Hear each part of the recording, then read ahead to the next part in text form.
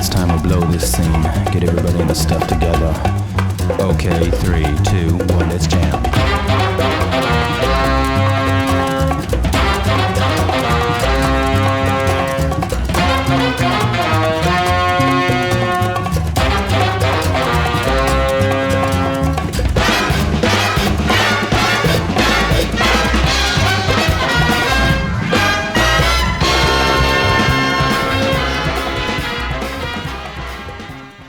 Hello, bienvenue dans les recettes ludiques. Aujourd'hui, on va vous présenter Cowboy Bebop Space Serenade.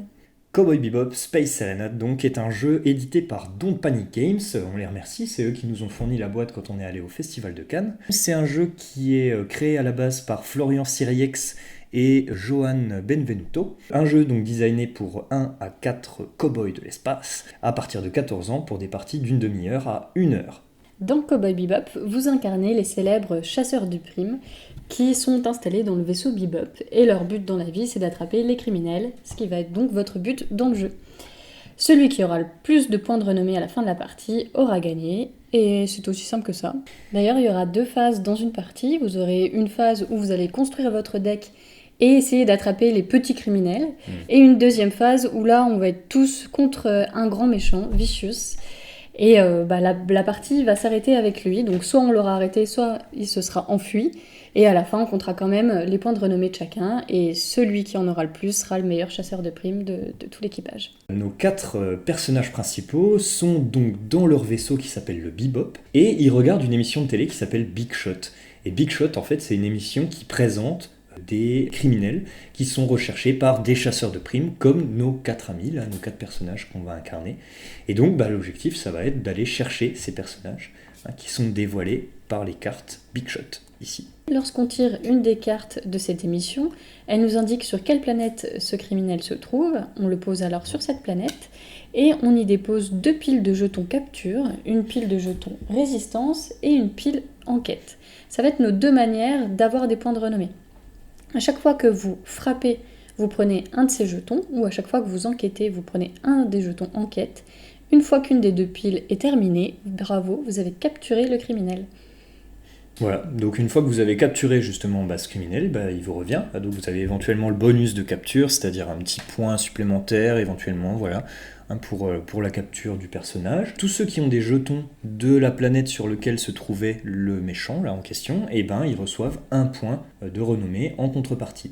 Et ensuite, on pioche des nouvelles cartes Big Shot, on en pioche 2, et en fonction de la planète qui va être désignée, si c'est une planète sur laquelle il y a déjà quelqu'un, on va augmenter la valeur en carburant, et en fait celui qui se trouve dessus va finir par se barrer, s'il y en a trop qui sortent de la même planète. Et puis, si c'est une planète vide, donc en l'occurrence celle qu'on vient de vider, on va remettre ce criminel sur la planète, et on recommence, on remet des jetons sur les 2 piles, et ainsi de suite. Jusqu'au moment où Vicious est dévoilé. Là, ça se complique. Vicious, il se trouve dans les dernières cartes du paquet à chaque fois.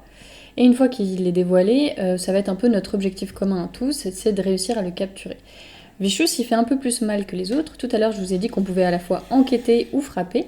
Lorsqu'on frappe un petit criminel, on a une carte un peu malus, une carte de dégâts.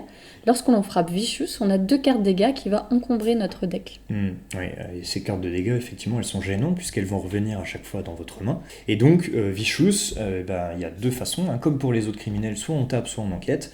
Et on peut le taper un certain nombre de fois. Au bout d'un moment, il en a assez de se faire cogner dessus, donc il se barre, tout simplement, il s'en va. Donc soit on a réussi à le capturer, donc il nous reste un tour de jeu complet, soit on réussit à le capturer, soit il s'en va, et tous les jetons Vicious qu'on a collectés, ils valent 0.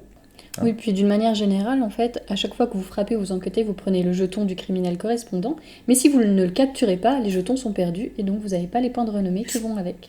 On a joué à 2 joueurs à Cowboy Bebop, et donc on a les 4 personnages qui sont accessibles. Alors les personnages sont un petit peu asymétriques, c'est tout l'intérêt justement d'avoir 4 personnages différents. Ils ont tous des capacités qui leur sont propres et qui sont différentes. Et en jouant à 2, on peut se servir tout de même des autres personnages. Donc on met toujours les 4 personnages en jeu, et puis les 2 autres sont simplement des personnages non joueurs. On va pouvoir s'en servir pour utiliser leur pouvoir. Il y a des cartes qui nous permettent de les déplacer sur des planètes, et si on se trouve sur la même planète que lui, on peut utiliser son pouvoir qui est disponible. Donc ça, c'est hyper intéressant. Et en plus de ça, d'une manière générale, nos decks vont se faire avec des cartes un peu neutres qui nous encombrent un peu, mais aussi des cartes de nos personnages, et chacun va avoir une façon de jouer. Par exemple, Spike, lui, il est beaucoup dans la pioche. Ed, elle enquête, donc on arrive à avoir des indices avec elle. Et à chaque fois, dans les cartes, on va avoir le choix de construire notre deck avec soit que notre personnage, soit en le combotant avec les autres types de personnages. Alors, sur une carte d'action, qu'est-ce qu'on trouve ? Eh bien, on trouve d'abord la couleur du personnage, à qui elle correspond, donc, avec le style de jeu, comme vient d'expliquer Lily tout de suite, là, un style de jeu particulier pour chacun des personnages. Ensuite, sur la partie basse, eh bien, on trouve à gauche donc, les ressources que ça nous rapporte directement. Sur la partie droite, qui est divisée en deux, en principe, pas sur toutes les cartes, mais en l'occurrence ici, c'est divisé en deux. Au-dessus, on a une compétence particulière qui va s'activer au moment où on place la carte. Et puis en dessous, on a une autre couleur de carte qui va en fait comboter si on place la couleur en question. Donc là, par exemple, sur ma carte, si je place une carte rouge en plus de celle-ci, je vais activer ce pouvoir-là en plus. Donc des combos de cartes sur les 4 personnages qu'on a qui marchent super bien. Ouais. Ça nous incite en fait à jouer avec tous les decks des différents personnages. Alors, dans Cowboy Bebop, qu'est-ce qui est bien ? Tout. Tout est bien, ok. Parce qu'on a l'habitude de présenter des jeux experts qui durent longtemps. Là, ici, on est sur un jeu un peu plus fluide et qui est aussi plus rapide à jouer. Mais pour autant, on aime ça aussi, et l'idée de nos vidéos, c'est de vous faire partager les jeux qu'on aime. Donc, voilà. Effectivement, donc on on se prive pas, on fait comme on veut. Voilà. Là, ici, on est sur un deck building compétitif.